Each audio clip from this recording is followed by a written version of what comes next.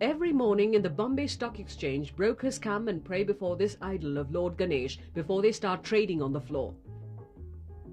The prayers may be chanted in different languages, but all of them carry the same message, a plea for unbounded profits. For the past 1 week, the prayers of the brokers seem to have been answered.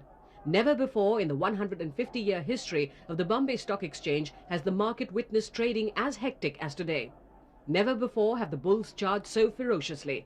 And never before has the BSE's sensitive index reflected a truer picture of India's economy. The current boom in the stock market, with the sensex continuing to maintain its position over the 4,600 mark, is in stark contrast to the scam-tainted boom of 1992-93.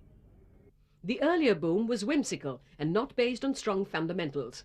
Even scripts of sick and loss-making companies zoomed because they caught the fancy of highly liquid investors like Harshad Mehta.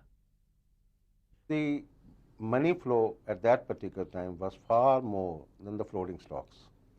And the operators which came into that were very hard operators because the money was easy in their hand and they could play with that money and take the prices to their liking.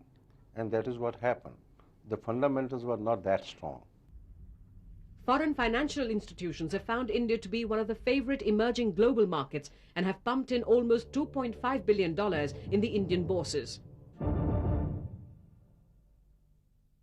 The positive response to euro issues raised by Indian companies abroad has also added to the general euphoria. Structural changes introduced by the Stock Exchange Regulatory Board of India also contributed a good deal. The ban on forward trading, in particular, has virtually led to the disappearance of rumour-based trading on the Group A shares, as a result of which investment has spread into the Group B shares.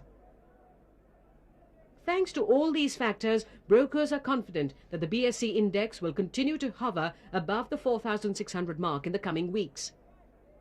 With corporate companies expected to announce improved half-yearly results, market pundits are hopeful that the sensex will touch the historic 5,000 mark by the end of the year.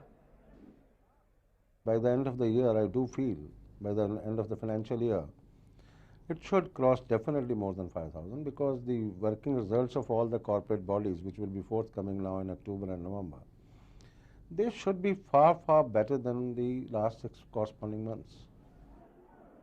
With radical market reforms like futures and options trading in the offing and the general economy of the country continuing to be on a soundboard, it is certain that the brokers' invocations for profitable days will continue to be answered.